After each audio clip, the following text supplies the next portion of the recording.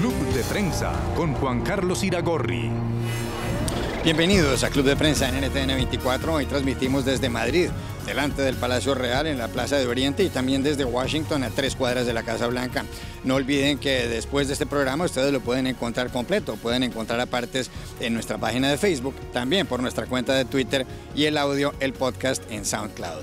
Les doy la bienvenida a los invitados hoy al programa. En primer término está Dariela Sosa, periodista venezolana, y también se encuentran Raquel Godos, corresponsal de la agencia española de noticias EFE, y Pablo Pardo, corresponsal del diario El Mundo de Madrid. Y el primer asunto tiene que ver con Venezuela. La Organización de los Estados Americanos, la OEA, cuya sede está a 5 cuadras de donde se encuentran nuestros estudios centrales en Washington, aprobó con los votos de 19 de los 34 países miembros que se citara a una reunión de cancilleres, de ministros de Relaciones Exteriores, para estudiar la crisis de Venezuela. Hay que recordar que desde hace ya varios meses, Luis Almagro, el ex canciller uruguayo, que es el secretario general de la organización, ha dicho que debe activarse la Carta Democrática para ese país. Bueno, pues ¿qué ocurrió? Que hubo reacción del gobierno venezolano, y Delcy Rodríguez, la ministra de Relaciones Exteriores, la canciller, señaló que Venezuela piensa retirarse de la OEA y ha iniciado los trámites. Según se dice, hay que pagar por parte del gobierno de Caracas $9 millones para ese retiro, y en los próximos días continuarán todas esas gestiones que culminarán dentro de 2 años. ¿Qué consecuencias y cómo puede afectar sobre todo al pueblo venezolano esto que ha ocurrido ayer en la capital de los Estados Unidos? Dariela Sosa, Pablo Pardo, Raquel Godos. Bien, Juan Carlos, lo primero que hay que destacar es que el retiro de la OEA no se hace de un día para otro. Eso, o sea, hay un plazo de 2 años desde que un país anuncia que se va a retirar, y todavía la Carta Democrática Interamericana debería estarle aplicando a todo lo que ocurra con ese país. Importante destacar que también la OEA y la Carta Democrática Interamericana tiene rango constitucional en nuestro país, está pues al mismo nivel que cualquier artículo de nuestra Constitución. Ahora, ¿por qué le puede parecer interesante al gobierno venezolano salirse de la OEA? Bueno, puede tener un motivo para justificarse con sus seguidores de cuando los países tomen alguna resolución sobre Venezuela. Bueno, ellos pueden decir que no la van a cumplir porque simplemente están afuera. Ahora, en términos prácticos, realmente la OEA igual no puede coaccionar, no puede obligar a ningún país a hacer nada, pero lo que sí puede aprovechar la oposición venezolana es el aislamiento internacional en el que deja al gobierno venezolano actual, porque, bueno, el gobierno de Venezuela se convierte en un socio mucho más peligroso para cualquier país latinoamericano que quiera hacer un convenio bilateral, un crédito, un préstamo, y eso, pues digamos, es la única consecuencia en términos fácticos que tiene el hecho de que Venezuela ya no esté en la OEA. Sí, yo creo que una de las cosas que, al menos mirando desde fuera, la realidad de Venezuela o lo que nos llega, llama mucho la atención, es también el deterioro absoluto de la situación de la posición internacional de Venezuela. Es decir, cuando Almagro inició este proceso, invocó la Carta Interamericana, fue como hace un año, una cosa así, o menos de un año, fue casi como una gran sorpresa. O sea, nadie se imaginaba que esto iba a pasar. Durante muchísimo tiempo la OEA y otros países de la región habían estado mirando hacia otra parte, hacia otro lado, en relación a lo que pasaba en Venezuela. Ahora mismo esto demuestra que Venezuela está verdaderamente aislada, no ya solamente aislada a un nivel de cómo puede afectar esto a las relaciones con otros países, sino también la OEA es uno de los pocos organismos que podía ejercer alguna función de mediación. Hoy, por ejemplo, pues entre los pocos países que apoyan la decisión o que siguen apoyando al gobierno venezolano en su política actual en los disturbios es el gobierno de Rusia, y desde mi punto de vista al menos demuestra también algo malo, digamos, que es que el margen de negociación, el margen de actuación dentro de Venezuela cada día es más pequeño. Sí, estoy totalmente de acuerdo con ellos. El asunto aquí también es que, digamos, Caracas ha llegado a un punto ante las amenazas o los ultimátums o las reuniones que se estaban manteniendo en la OEA para discutir el asunto de Venezuela, es que ahora la Carta Interamericana ya no importa, ha sido un no nos echan, nos vamos, y lo que está haciendo el gobierno de Maduro es intentar cortar los, digamos, canales de interlocución internacionales para rebajar esas tensiones que no solamente tiene dentro con la oposición, sino también las presiones que tiene desde fuera. Va a intentar anular, digamos, ese intervencionismo que ellos llaman, para intentar sofocar uno de los fuegos que tiene y que está particularmente en Washington y que cada vez está más peligroso, ¿no? Creo que la cuestión ahora es que, digamos, la salida de Venezuela de la OEA puede afectar en términos, como decía Dariela, que tienen que ver, pues a lo mejor con protección de ciertos colectivos, cuando hablamos de la Comisión Interamericana de Derechos Humanos, ciertas demandas por parte de algunos grupos más afectados en la crisis que está viviendo el país, pero a nivel inmediato, a nivel social, esto se trataba de una pelea diplomática en la que Venezuela ha decidido marcharse en vez de que la echen, pero en la que Venezuela también sigue siendo quien pierde.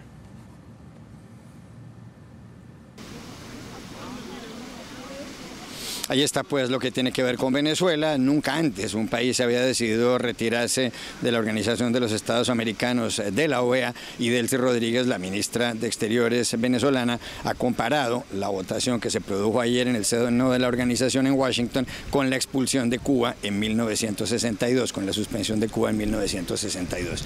Hay más asuntos que tienen que ver con Estados Unidos.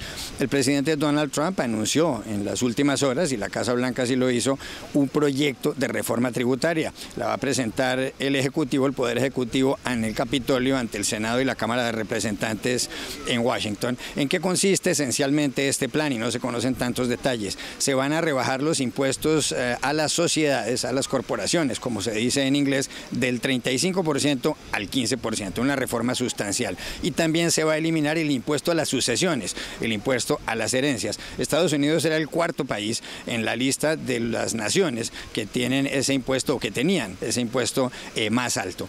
Entonces, como consecuencia de este anuncio de la Casa Blanca, ha habido distintas reacciones. El periódico The New York Times dice que esto se trata de un plan risible y que se trata de un plan que produce hilaridad porque sobre todo beneficia y está organizado por una banda de plutócratas, eso señala el diario The New York Times, que quieren enriquecerse a costas del futuro de Estados Unidos. Han calculado algunos analistas que en los próximos 10 años el erario estadounidense, el fisco, dejará de recibir $2 billones, me refiero a 2 millones de dólares como consecuencia de este proyecto de reforma tributaria si llega a aprobarse. Y han hecho más cálculos. Señalan que el señor Donald Trump, el presidente de Estados Unidos, que recibe ingresos de más de 560 compañías que son de su propiedad, de propiedad de sus hijos, se va a ver directamente beneficiados. ¿Es así este proyecto de reforma tributaria? Se lo pregunto a Pablo Pardo, a Raquel Godos y a Dariela Sosa. ¿Se van a enriquecer Donald Trump y algunos de sus asesores, como Gary Cohn, el presidente del Consejo Económico Asesor, y como Steven Mnuchin, el secretario del Tesoro, que son multimillonarios, si se llega a aprobar, si el Congreso en los Estados Unidos le da luz verde a este proyecto de reforma tributaria? Bueno, se van a enriquecer Mnuchin y Cohn en concreto. Yo no creo que puedan enriquecerse, al menos por ahora, porque ellos tienen que tener su dinero, digamos, separado y gestionado de manera aislada. En el futuro, una vez que dejen la administración, sí que se beneficiarían.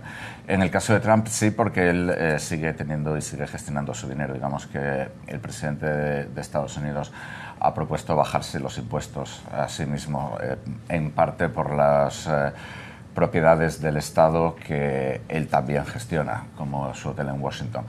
En general, el plan es muy previsible, es mucho lo que Trump había previsto, y digamos que en términos económicos siempre hay un debate, digamos, entre si hay que gravar con impuestos el capital o hay que gravar con impuestos el trabajo, o cómo se reparte esa carga. Lo que Trump hace es una idea que es lo que se llama la economía de la oferta, que sobre todo del presidente Reagan y de Margaret Thatcher en Gran Bretaña, que es que al capital hay que gravarlo menos. Entonces, aunque se reducen los impuestos personales, el impuesto sobre la renta, el impuesto de sociedades literalmente pues, baja una barbaridad, queda casi al nivel de Irlanda. Y además hay que tener en cuenta que ahora mismo, es decir, una cosa es la tasa impositiva oficial y otra cosa la tasa efectiva. Por ejemplo, se dice mucho que en Estados Unidos el impuesto de sociedades, el impuesto que pagan las empresas, es del 35%. En la práctica, el impuesto que pagan las empresas, en promedio, las grandes empresas, es de como el 19,6%, una cosa así. Es muchísimo menos porque tienen muchas formas de desgravar y muchas formas de cortar. Con lo cual, bueno, tal vez el titular del New York Times sea un poco exagerado, pero sí está claro que la bajada de impuestos se encamina más a un lado que al otro. Bueno, evidentemente, como decía Pablo, no es nada sorpresivo el planteamiento que plantea Trump. Hay que tener en cuenta también que esta reforma tributaria que presentaba ayer se resumió en aproximadamente un folio y esto quiere decir que no tenemos muchos detalles al respecto. Básicamente se reducen de 7 horquillas impositivas a 3 y no sabemos en qué rangos salariales exactamente entran esas horquillas ni de qué manera va a afectar eso a la clase media o a la clase media baja. Es decir, por $1 te puede cambiar del 10% al 25% lo que tú tengas que pagar de tu renta, ¿no? Entonces, todavía se saben muy pocas cosas sobre la reforma que plantea Trump, solamente unos pequeños primeros grandes brochazos que no sorprenden, pero me atrevo a decir que esta reforma, y por lo menos en los términos en los que se están planteando de momento, no va a resultar en una negociación tan sencilla en el Congreso. Digamos que Estados Unidos lleva planteando una reforma fiscal desde hace mucho tiempo, es como una asignatura pendiente durante todos los años de Obama que no se llegó a finalizar, pero igualmente tampoco se ha podido negociar de manera sencilla. Y Trump, y esto es muy importante, no tiene paciencia con las negociaciones legislativas. Eso lo hemos visto con el healthcare, con la ley sanitaria de Obamacare que quiere tumbar y no ha podido, y creo que la reforma fiscal no va a ser diferente. Bien, yo solo quisiera agregar a lo que han dicho Raquel y Pablo, que la mejor forma de conocer a una persona o a un país es la manera en la que invierten el dinero. Alguien puede decir que se preocupa mucho por la salud de las personas en situación de pobreza, pero si realmente cuando le piden que van a aumentar sus impuestos para mejorar los hospitales públicos del país y no quiere pagar más, pues ahí ya tú ves realmente la diferencia que puede haber entre un discurso y las acciones concretas, ¿no? Con los países pasa lo mismo y creo que esta reforma tributaria, más allá de toda la verborrea populista del presidente Trump y de ver a quién está él favoreciendo más, al pueblo norteamericano que había sido marginado, eso, aquí vamos a ver realmente una fotografía mucho más certera de cuáles van a ser las prioridades de la administración en los próximos años.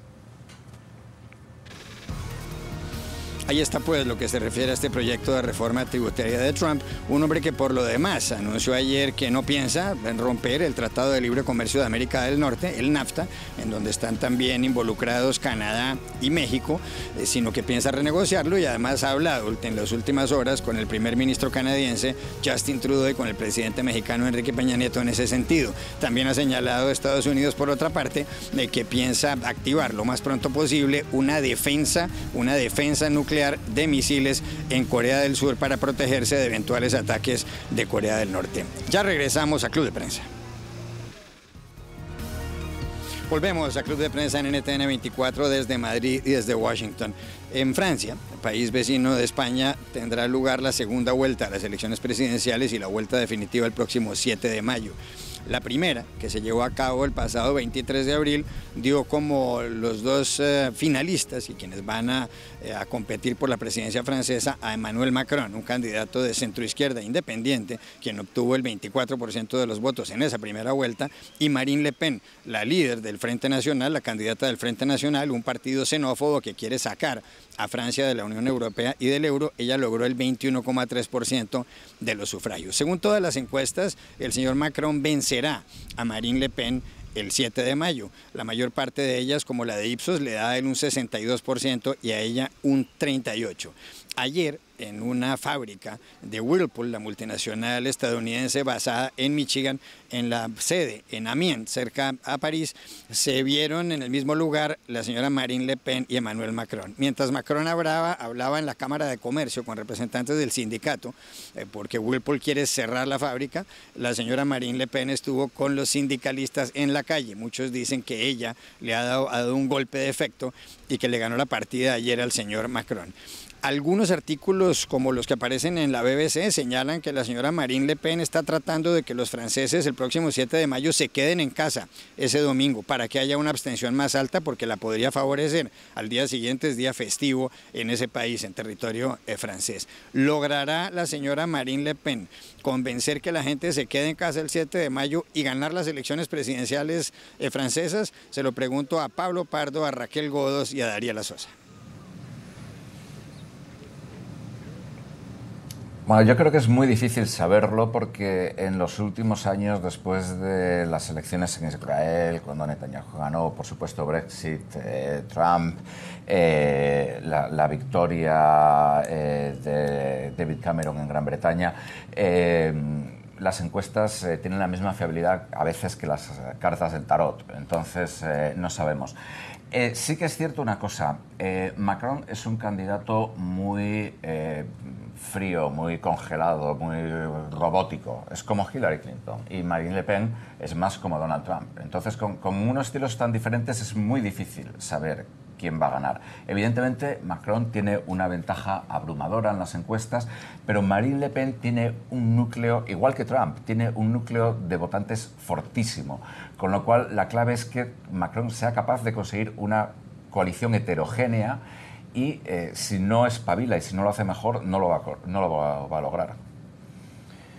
Bueno, lo primero es olvidarse de las encuestas, porque digamos que atender a esas encuestas, esos márgenes tan amplios, lo que ha hecho ha sido modificar el comportamiento electoral de manera sustancial en las últimas elecciones y además de una manera inesperada y en algunos casos, digamos, cambiando el rumbo de las cosas de una manera muy radical.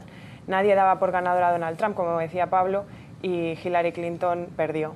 En este caso puede suceder lo mismo y el hecho de que se arrojen esas encuestas tan abrumadoras puede tener exactamente el efecto que Le Pen busca, que es que la gente se quede en casa porque piensan que Macron va a ganar de calle. Con lo cual, espero que en las elecciones francesas la gente haya aprendido al menos la lección de no mirar a los resultados de las encuestas previas. Muy bien, creo que lo único que faltaría aquí por decir es, habrá que ver, y eso solo lo vamos a poder saber el día de las elecciones, cuál es el impacto de los mensajes populistas en donde un enemigo externo en Francia es el que tiene la culpa de todos los problemas, de los mensajes xenófobos, para ver realmente pues qué tanto se parecen los resultados que dicen ahorita las encuestas a lo que va a ocurrir pues ese día de las elecciones en Francia. Sí hemos visto, y todos aquí en los que nos escuchan y los que estamos aquí sabemos que bueno, hay muchas personas que no pueden separarse de una relación amorosa tóxica, pues muchos otros también no pueden separarse de líderes o presidentes tóxicos. Entonces hay que ver en el secreto de las urnas qué es lo que la gente decide, y ojalá que decidan lo mejor para Francia, que luego también será lo mejor para el mundo. Ya regresamos a Club de Prensa. Volvemos a Club de Prensa en NTN 24 desde Madrid y desde Washington. Hay una iniciativa, y este es el último minuto y medio de programa que tenemos, según la cual hay que eliminar los pitillos, como se dice en Colombia, las pajitas, como dicen los españoles, los straws, como dicen en inglés en los Estados Unidos. Y esto como consecuencia, en primer término, de un video que ha causado estupor en los últimos días en el mundo, donde se ve como a una tortuga que estaba ahogándose y que estaba malherida, le tuvieron que retirar con unos alicates un pitillo que se le metió por la nariz. Se consumen 500 millones de pitillos al día en Estados Unidos y realmente los pitillos no son necesarios, sobre todo porque la inmensa mayoría son de plástico. ¿Murieron los pitillos? ¿Deben morir los pitillos? Dariela Sosa, Raquel Godos, Pablo Pardo.